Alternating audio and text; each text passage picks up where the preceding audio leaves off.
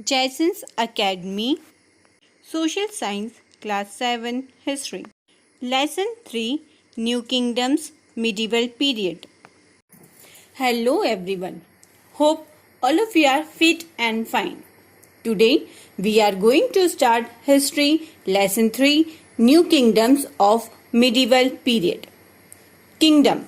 Kingdom means a country, state or territory ruled by a king or queen. Lesson 3, New Kingdoms, Medieval Period. The period between 700 AD to 1200 AD is often called Early Medieval Period in India. During this period, many new and small kingdoms rose in northern and southern India. But these were no large kingdoms like Mauryas or Guptas. These small kingdoms often fought with each other for gaining wealth or expanding their territories. The wealth of India attracted many foreign powers into our country like Arabs, Mongols, the Portuguese, the British, the French, etc. First topic is Kingdom of North India from 700 AD to 1200 AD.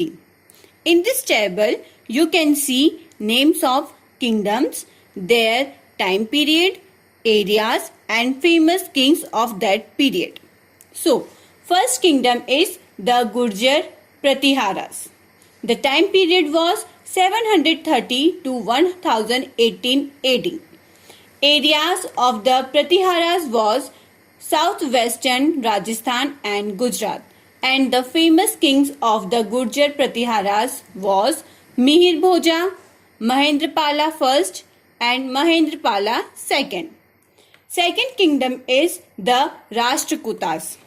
Time period was 750 to 973 AD. Area of this kingdom was Deccan. And the famous kings of the Rashtrikothas was Devtivarman, Krishna I, Govinda III, Amogvarsh, Indra III. Third kingdom is the Palas. Time period of the Palas was 750 to 1199 AD. Areas of Palas was Bengal and Bihar, and the famous kings of the Palas was Dharmapal and Devapal. Fourth is the Chahamans. The time period of Chahamans was 750 to 1192 AD. Areas of the Chahamanas was parts of Rajasthan like Jaipur, Jodhpur, Ajmer, Marwar. And the famous kings of this period was Pratiharas Chauhan. Political developments of northern kingdoms. According to mythology, the Rajputs originated from the sacrificial fire performed by Vasishtha. But according to historical accounts, the Rajputs are the descendants of foreign tribes like the Kushanas, Sakas and Hunas. Next topic is political developments of northern kingdoms. In northern India, the post-Gupta age largely comprised of an age of various small kingdoms. There were big kingdoms like Rashtrikothas, the Pratiharas, the Palas and the Chahamanas. All these kingdoms recurrently fought with each other and tried to gain control over northern India, but none of them succeeded for any length of time. The Pratiharas. The Pratiharas rose to power in Rajasthan and Gujarat under Nagbhatta I. King Mihir Bhoj was the most powerful ruler, but he was defeated by the Rashtrakuta king Dhruva. The capital was Kannauj. The kings of Pratihara dynasty used to worship Vishnu. They were patrons of art, crafts and literature.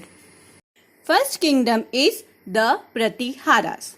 The Pratiharas were known chiefly for their patronage of art, sculpture, and temple building, and for their continuous warfare like contemporary powers. They first ruled at Ujjain and later at Kannauj. Lord Vishnu was worshipped by the king Mihir Bhoj, who was the most powerful ruler of this period. The Rashtrikothas. They came to power after the downfall of the Chalukyas of Badami in the Deccan. They belonged to Karnataka. They patronized Kannada literature. Their architecture reflects in Ellora and elephant in Maharashtra. Second kingdom is the Rashtrikothas. Devti Varman was the founder of Rashtrikothas dynasty. They patronized Kannada literature. The Rashtrikothas in the Deccan were the subordinate to the Chalukyas of Karnataka. Rashtrikothas dynasty have played an important role in the cultural development of India. The Palas. The name Pala means